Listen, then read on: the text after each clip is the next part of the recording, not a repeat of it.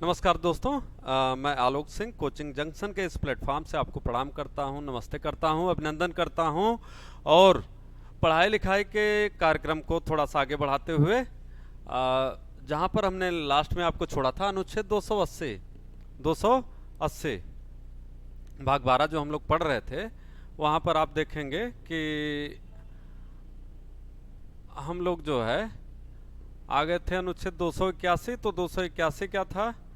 281 के लिए आपको बता दें कि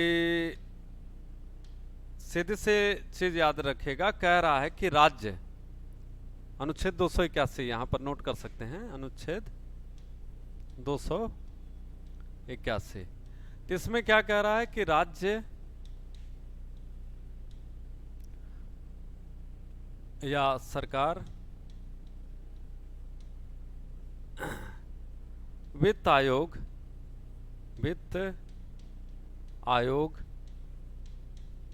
की नीतियों को लागू करेगी, लागू करने का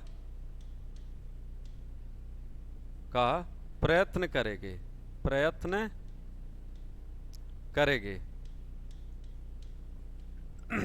ठीक है ना? तो क्या कह रहा है कि राज्य या सरकार वित्त आयोग की नीतियों को लागू करने का प्रयत्न करेगी। यह चीज आपको यहां पर अनुच्छेद 281 के अंतर्गत दिया गया था। ठीक है ना? और 280 में आपको बताया गया कि वित्त आयोग का गठन किया गया था। वित्त आयोग के अध्यक्ष कौन थे, कौन सा वित्त आयोग चल रहा है? तो कह रहा है कि 15वां वित्त आयोग चल रहा है। वित्त आयोग के अध्यक्ष कौन है? श्री एन.के. सिंह। ठीक है ना? एन.के.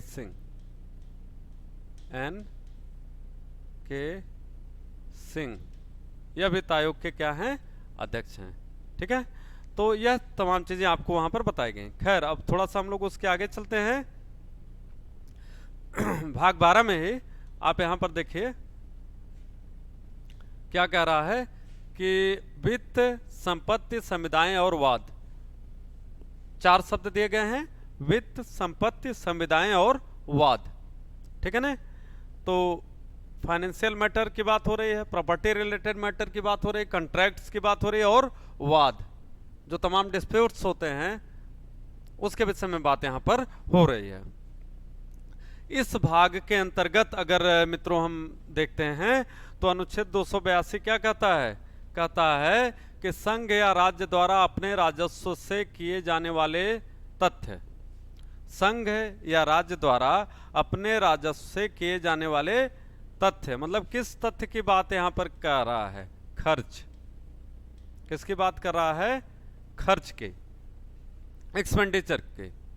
तो कहता है कि केंद्र एवं राज्य दोनों की सरकारों को यह अधिकार होगा कि वह अपने अपने मद से, अपने अपने कोष से, जो फंड होता है उसके अनुसार वह खर्च करें। ठीक है ना? तो संघ या राज्य अपने राजस्व से किए जाने वाले खर्चों का एक ब्यौरा प्रस्तुत करें। दोनों को अपना लेखा जोखा प्रस्तुत करना होता है। ठीक है ना? तो यह चीज यहां पर स्पष्ट रूप से कही गई है कि यह दोनों जो है ऐसा काम करेंगे। ठीक है? आगे थोड़ा हम लोग देखते हैं 284 में क्या कह रहा है? लोक सेवकों और न्यायालयों द्वारा प्राप्त वादकर्ताओं की जमा राशियों और अन्य धनराशियों की अभिरक्षा। लोक सेवकों और न्यायालयों द्वारा प्राप्त वादकर्ताओं की जमा राशियों और अन्य धनराशियों की अभिरक्षा तो कौन करेगा? यहां पर दो बातें हो रही हैं। यहां पर दो बातें हो रही हैं। पहली चीज कि लोक सेवक मतलब पब्लिक सर्वेंट की बात हो रही है, पब्लिक सर्वेंट।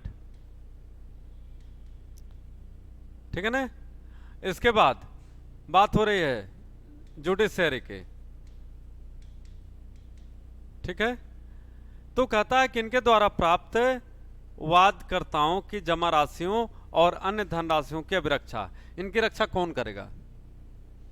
तो कहता है कि जब, व्याख्या सुनिए, कहता है कि जब कोई भी कर्मचारी, अधिकारी अथवा कोई भी न्यायाधीश जब किसी के ऊपर फाइन लगाता है, क्या लगाता है? फाइन लगाता है, जुर्माना लगाता है, या कोई अधिकारी किसी के ऊपर फाइन लगाता है, जुर्माना लगाता है, तो यह जो जुर्माना लगाया जाता है, चाहे वह अधिकारी के द्वारा लगाया जाए, ऑफिसर्स के द्वारा लगाया जाए, अथवा वह जो है न्यायालय के द्वारा लगाया जाए, ठीक है ना, इन दोनों के द्वारा जो भी धन उगाही की जाती है, धन का कलेक्शन राजस्व के रूप में किया जाता है, यह किसके कोष में जाएगा? तो कहता है कि यह भारत की संचित निधि में जाएगा।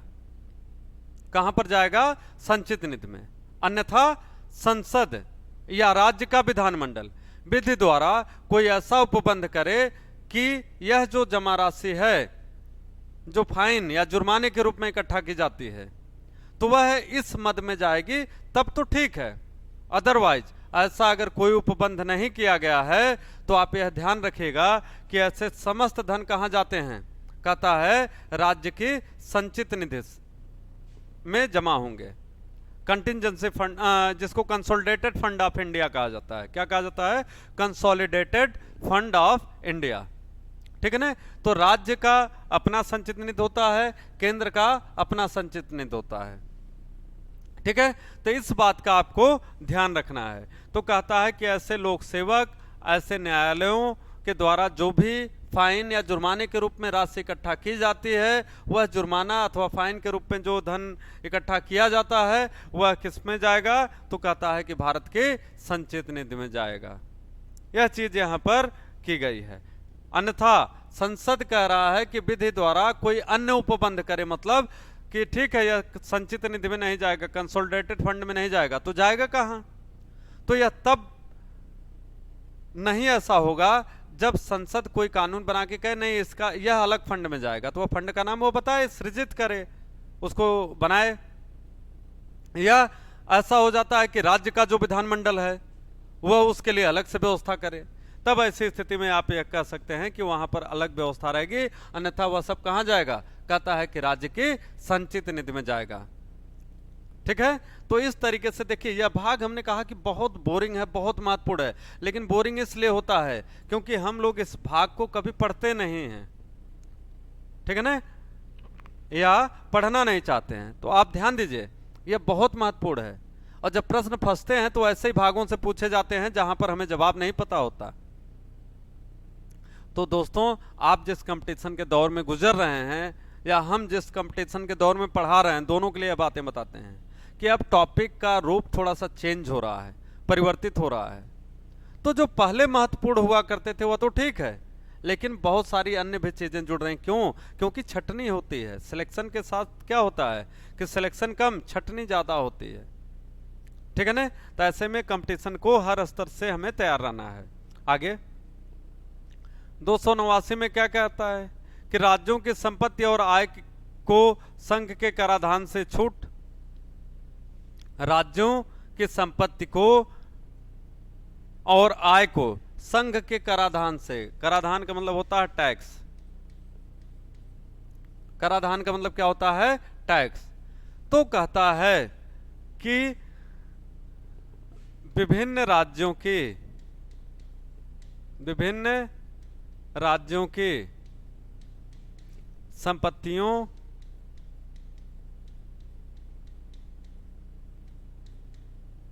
संपत्तियों को कराधान से, कराधान मतलब किसके? संघ के कराधान से, कराधान से छूट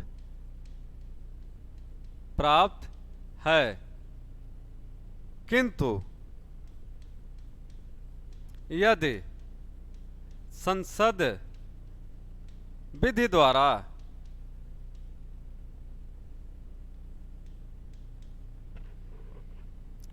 उस छूट को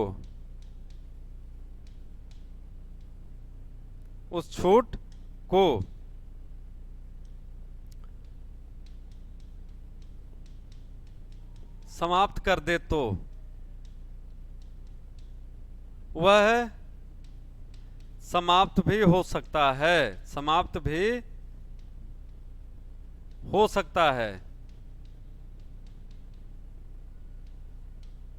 ठीक है ना? तो यहां पे ध्यान दीजिएगा, कहता है कि टैक्स विभिन्न राज्यों की संपत्तियों को कराधान से छूट प्राप्त है, किंतु यदि संसद, भारत की जो पार्लियामेंट है, वह विधि द्वारा उस कराधान को समाप्त करने, कराधान में छूट को समाप्त करना चाहती है, तो भारत की संसद को यह अधिकार प्राप्त होगा कि वह उसे कर के दायरे से मुक्त कर सकती है अथवा कर लगा सकती है। दोनों ही बातें हैं यहां पर, कर के दायरे से मुक्त कर सकती है अथवा उस पर कर लगा सकती है। लेकिन कहता है कि जनरली ऐसा होता है, सामान्यतः ऐसा होता है कि राज्य की तमाम ऐसी चीजें होती हैं जिन्हें कर के दायरे से संघ जो है छूट प्रदान किया होता है। और ये वह कौन सी चीजें होती हैं? तो कहता है कि ऐसी चीजें जो राज्य के लिए विशेष आवश्यकता की चीजें होती हैं, ठीक है ना, तो मूलभूत आवश्यकताओं से जुड़े होते हैं, तो उन तमाम चीजों पर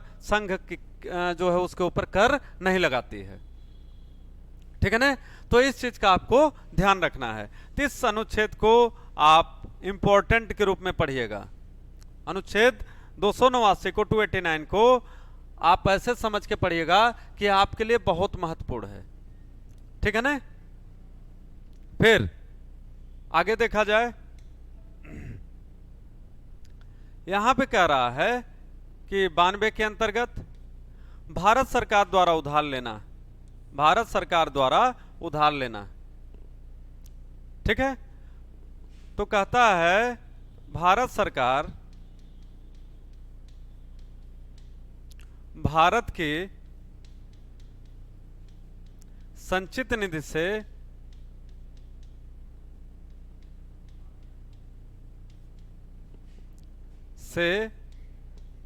उधार ले सकती है, उधार ले सकती है। भारत सरकार भारत की संचित निधि से उधार ले सकती है, पहली चीज। लेकिन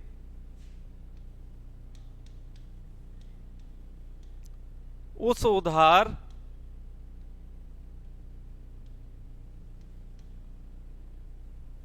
को कुछ प्रतिभूतियों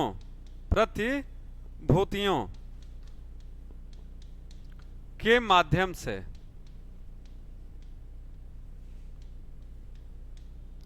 ले सकती है, ले सकती है।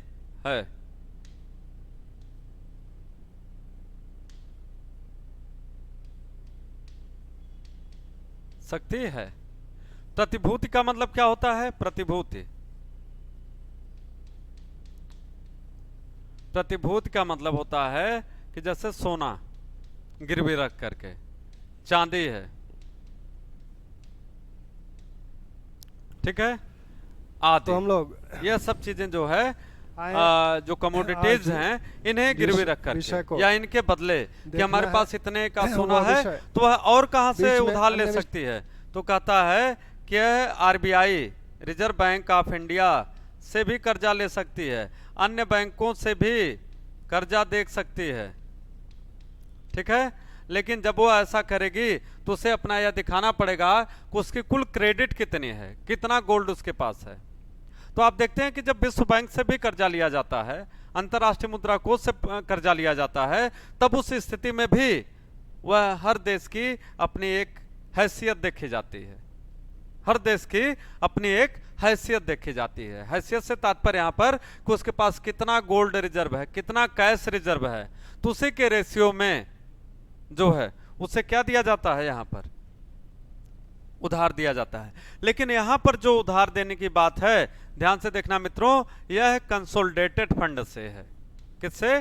कंसोलिडेटेड फंड से, ठीक है ना, जिसे हम क्या कह रहे हैं? संचित निधि से, संचित निधि से, ठीक है, संचित निधि से लेगा, कंसोलिडेटेड फंड से लेगा, ठीक है। तो कहता है कि भारत सरकार वहां से जब लेगी तो उसके लिए कुछ न कुछ प्रतिभूतियों को वह दिखाएगी कि हाँ इस आधार पर हम यहां से अतिरिक्त पैसा ले रहे हैं। ठीक है, तो हमें उम्मीद है आपको समझ में आ रहा होगा, क्योंकि भारत सरकार ऐसा नहीं कि जब मर्जी आए तब वह नोट छाप दे, पैसा छाप दे, बिल्कुल नहीं। ठीक है ना। तो एनुअल जो उसका देखा जाता है कि क्या रैंक है, इकोनॉमिक कैसी है, कितनी प्रतिभूतियां उसके पास हैं, सोना चांदी कितना उसके पास है, कितना भंडारण है, उसी रेशियो में वह नीतियों का निर्माण करेगा, उसी अनुपात में उसको खर्चा करना होता है। जैसे आप घर का बजट बनाते हैं, उधार लेते हैं, तो कहां से उधार देंगे, तो उधार आपको कौन देगा, जब वह जानेगा कि इनके पास उधार वापस करने की क्षमता है, तो आपको अपनी वह हैसियत बनानी होती है। तो इसी प्रकार से यहां पर बात हो रही है अनुच्छेद 292 के अंतर्गत कि भारत सरकार भी उधार ले सकती है, इसे भी उधार लेने का अधिकार है। कहां से, भारत के संचित निधि से, लेकिन प्रतिभूतियों के बदले, प्रतिभूतियों के बदले। ठीक है, आगे देखिए 293 में कह रहा है राज्यों द्वारा उधार लेना है, स्टेट की बात यहां पर कह रहा है। सेम वही नियम लगेगा यहां पर, सेम वही कि राज्य भी राज्य की संचित निधि से, राज्य की संचित निधि, संचित निधि से कुछ प्रतिभूतियों के बदले, प्रतिभूतियों के बदले उधार ले सकता है। ठीक है ना। तो वहां पर प्रतिभूतियां किसके देखे जाएंगे, राज्य की। ठीक है, राज्य कितना उधार चाह रहा है, उसकी संचित निधि कहां है, तो यह तमाम चीज यहां पर आपको ध्यान देनी है। तो सेम नियम वही है, बशर्ते कि वो वहां पर केंद्र की संचित निधि की बात हो रही है और यहां पर राज्य के संचित निधि की बात हो रही है। ठीक है, तो इस प्रकार से अगर हम लोग देखें तो कहीं न कहीं हमें यह चीज याद रखनी होती है कि इसका नियम क्या है, किस हिसाब से जो है यह तमाम चीजें यहां पर व्यवस्थित की जा रही हैं। ठीक है, तो राज्य की संचित निधि से यहां पर लिया जा सकता है, कुछ प्रतिभूतियों के बदले उधार लिया जा सकता है, यह तमाम चीजें आपको याद रखनी है। ठीक, आगे देखते हैं, कहता है अनुच्छेद 294 कुछ दशाओं में संपत्ति, आस्तियों, अधिकारों, दायित्वों और बाध्यताओं का उत्तराधिकार, कुछ दशाओं में संपत्ति, आस्तियों, अधिकारों, दायित्वों और बाध्यताओं का उत्तराधिकार। यह किसके उत्तराधिकार की बात हो रही है, यहां पर बात हो रही है कि सरकार किन किन चीजों पर अपना अधिकार रखती है। तमाम ऐसी प्रॉपर्टीज होती हैं जो आप देखिए कि ऐसा व्यक्ति जो भारत में रह रहा हो लेकिन वह भारत छोड़ चुका हो, किसी दूसरे देश का नागरिक बन गया हो, लेकिन उसने अपनी संपत्ति यहां पर बेची ना हो, या आजादी के दौरान हम बात करें बहुत सारे ऐसे लोग थे जो पाकिस्तान चले गए। ठीक है, तो अब जो ऐसे लोग जो पाकिस्तान चले गए लेकिन उनकी संपत्ति यहां पर है, तो वह किसकी संपत्ति माने जाएगी, शत्रु संपत्ति। तो शत्रु संपत्ति का नियम है कि उस पर उस देश का अधिकार होता है। शत्रु संपत्ति का तात्पर्य होता है कि उस पर उस देश का अधिकार होता है।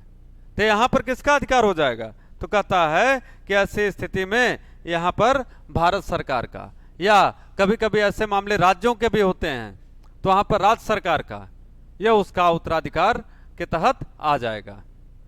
ठीक है ना। तो बहुत सारी चीजें हमने कहा यहां पर दी गई हैं।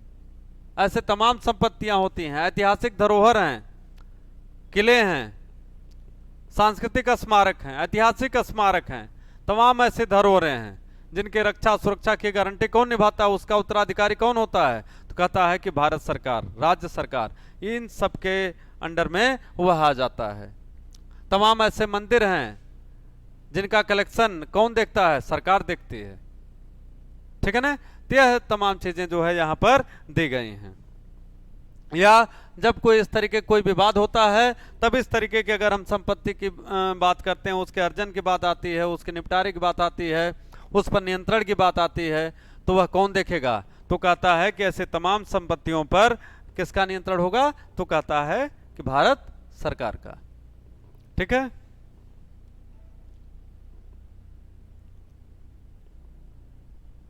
आगे देखिए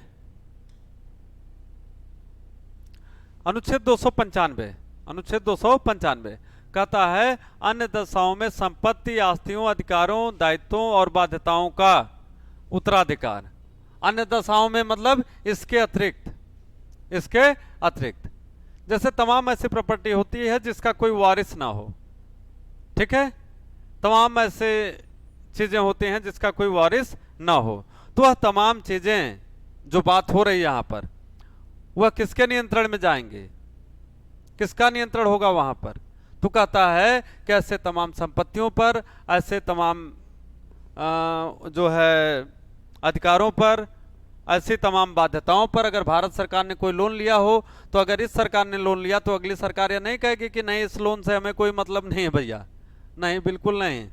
आपने लोन लिया है, आपके देश ने लोन लिया है, तो अपने देश की तरफ से किसी सरकार ने लोन लिया हुआ है तो वह देने का अधिकार, उसको वापस करने का अधिकार आपका होगा और उससे आप मुंह नहीं मोड़ सकते। ठीक है, या हमारे पिताजी ने लोन लिया था तो मैं नहीं जमा करूंगा, तो कहेंगे ठीक है, तो जो उनके नाम पे खेत है वह भी किसका होगा? उसके नाम पर जो खेत है तो वह किसका होगा? तो सरकार उस पर नियंत्रण स्थापित करेगी। ठीक है ना, तो यह तमाम चीजें यहां पर बताई जा रही हैं। खैर आगे थोड़ा हम लोग देखते हैं। आगे कह रहा है कि अनुच्छेद 297, अनुच्छेद 297। ठीक है, तो 297 के अंतर्गत अगर हम बात करें तो यहां पे क्या कह रहा है? कह रहा है कि राज्य क्षेत्रीय सागर खंड, सागर खंड, महाद्वीपीय मग्न तट, कोस्टल एरिया, तमाम बात हो रही, भूमि में स्थित मूल्यवान चीजों और अन्य आर्थिक क्षेत्र के संपत्ति स्रोतों का संघ में निहित होना। कहने का मतलब है कि समुद्री तट, समुद्र, समुद्री तट,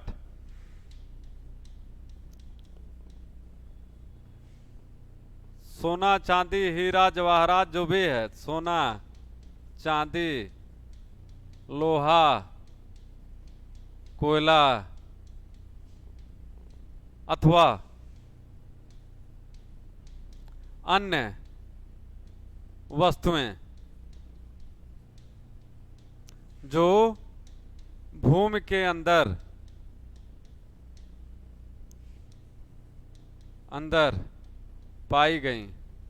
पाई जाती हैं, उस पर किसका नियंत्रण होगा?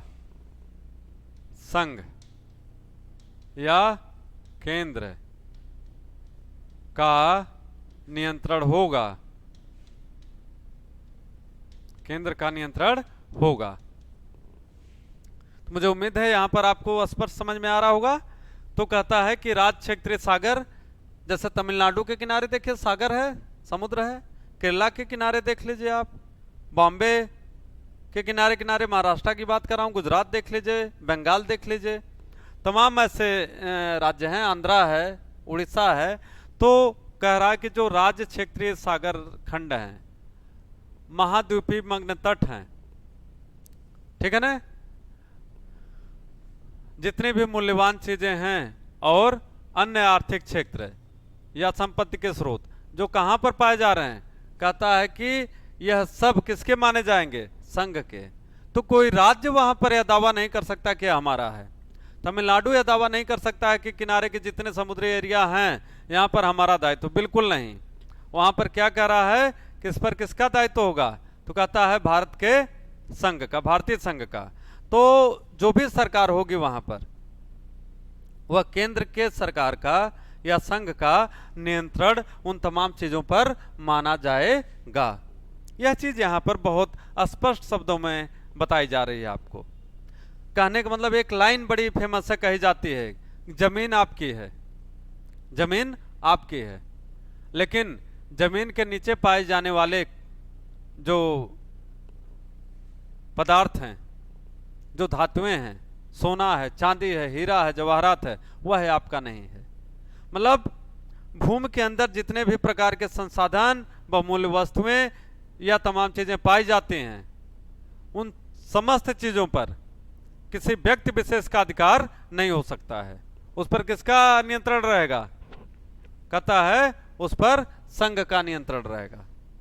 संघ है, सरकार का नियंत्रण रहेगा। ऐसा उपबंध भारतीय संविधान के अनुच्छेद 297 के अंतर्गत किया गया है। तो बहुत इंपॉर्टेंट है, वेरी इंपॉर्टेंट। इस चीज को आपको याद रखना है। जमीन आपकी है, लेकिन जमीन के अंदर पाए जाने वाले संसाधन आपके नहीं हैं।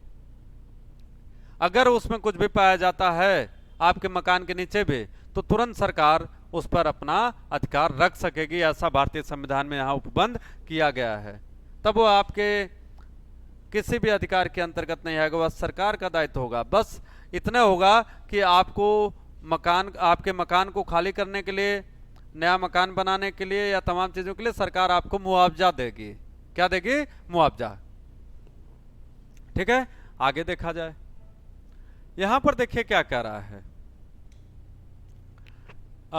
अनुच्छेद 298 के अंतर्गत। कहता है व्यापार करने आदि की शक्ति, व्यापार करने आदि की शक्ति। तो अंतरराज्यीय व्यापार भी होता है,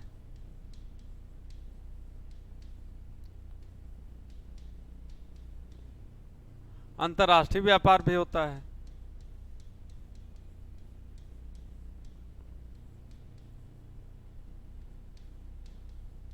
ठीक है, या स्थानीय व्यापार होता है।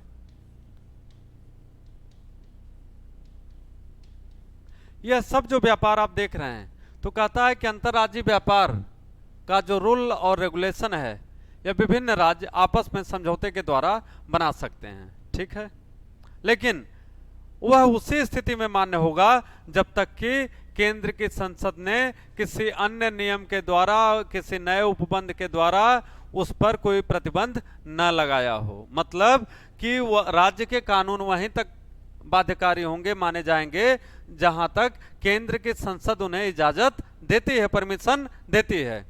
अगर कोई ऐसी स्थिति उत्पन्न हो जाती है कि जहां पर यह केंद्र के कानून के, संघ के जो संसद है उसके कानून का उल्लंघन करने लगे, तो यहां पर वह कानून राज्य का अगर है तो वैध नहीं माना जाएगा।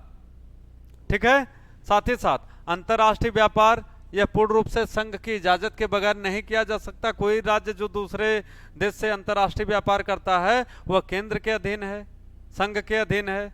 बगैर उसके इजाजत के कोई व्यापार नहीं किया जा सकता है। कोई राज्य, किसी भी राज्य को यह अधिकार नहीं प्राप्त है कि बगैर वह संघ की अनुमति के किसी दूसरे देश से व्यापार कर सके। स्थानीय व्यापार या राज्य अपना मैनेज करते हैं, उनका अधिकार है। ठीक है ना, तो इस चीज को भी आपको याद रखना है। ठीक, अनुच्छेद 300 वाद और कार्यवाहियां। अगर इस तरीके का कोई विवाद होता है, कार्यवाही की जाती है, तो वह कौन कार्यवाही करेगा? कहता है संघ की संसद के नियमों के अधीन संघ की कार्यपालिका को यह शक्ति प्राप्त होगी कि वह उसके अनुरूप कार्यवाही करे, उसके अनुरूप एक्शन ले। तो यह चीज यहां पर दी गई है।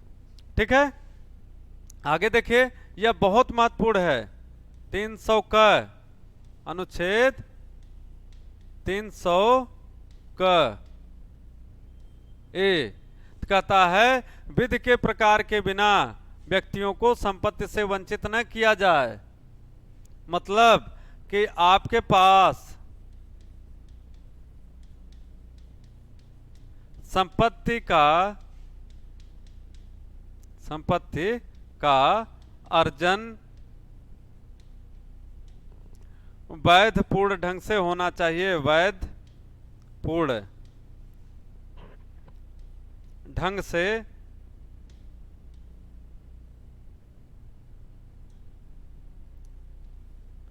से होना चाहिए। ठीक है, क्या कह रहा है? आपके पास संपत्ति का अर्जन वैधपूर्ण ढंग से होना चाहिए। तो अगर संपत्ति का अर्जन वैध है, यदि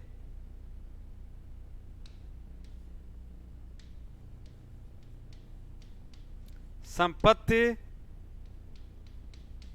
का अर्जन वैध है, तो ही उस संपत्ति को वैध माना जाएगा, वैध माना जाएगा। क्लियर? तो यहां पर ध्यान से देखिएगा, यह है 44वें संविधान संशोधन के द्वारा, 44वें संविधान संशोधन के द्वारा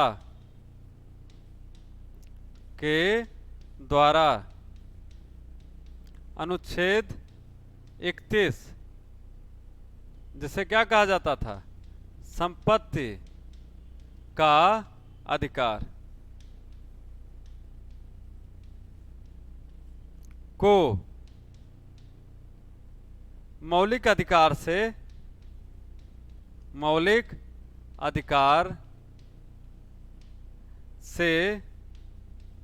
निकाल दिया गया।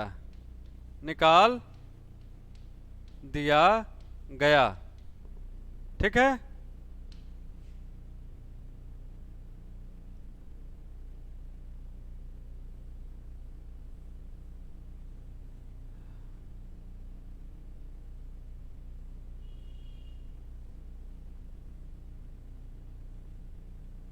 निकाल दिया गया। इसके बाद आप देखिए, दिया गया एवं अनुच्छेद 300A या क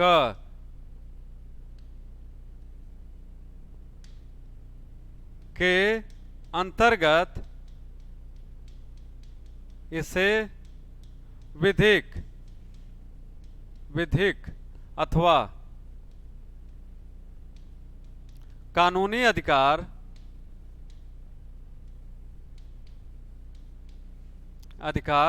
के रूप में शामिल किया गया। ठीक है ना? तो कह रहा है कि अनुच्छेद 31 में जो संपत्ति का अधिकार आपका मौलिक अधिकार था, वह है 44वें संविधान संशोधन के द्वारा, 44वें संविधान संशोधन के द्वारा 1978 में मौलिक अधिकारों की सूची से उसे बाहर कर दिया गया एवं अनुच्छेद 300A के अंतर्गत विधिक अधिकार अथवा कानूनी अधिकार के रूप में शामिल किया गया। तो 300A में जैसे ही आया तो क्या लाइन हो गई, विधि के प्रकार के बिना व्यक्तियों को संपत्ति से वंचित नहीं किया जा सकता है। मतलब जब तक कानूनी रूप से लीगली कोई संपत्ति अर्जित ना की गई हो, तब तक वह आपकी संपत्ति नहीं मानी जाएगी। ठीक है, विधिक मान्यता जरूरी है। तो इसीलिए देखिए क जो है क, यह संविधान संशोधन के द्वारा, वही संशोधन 44वां। ठीक है, तो ठीक है मित्रों, इस प्रकार से आप जो है यह सबसे महत्वपूर्ण भाग, हमने कहा भी था कि यह बहुत बोरिंग है, इसमें बहुत थोड़ी सी चीजें और बची हैं जो कल हम डिस्कस कर लेंगे। उसके बाद के जो भी टॉपिक हैं बड़े जबरदस्त हैं, कल से ही आपको देखेंगे, एग्जाम में भी खूब पूछा जाता है। और ऐसे ही सिलेबस आप रिवीजन करते रहिए, पढ़ते रहिए और इस लॉकडाउन का भरपूर फायदा उठाइए। बहुत बहुत धन्यवाद और स्टे होम, स्टे सेफ। सरकार भी कर रही है, मैं भी आपसे यही गुजारिश करूंगा कि आप स्वस्थ रहें, मस्त रहें। जय हिंद।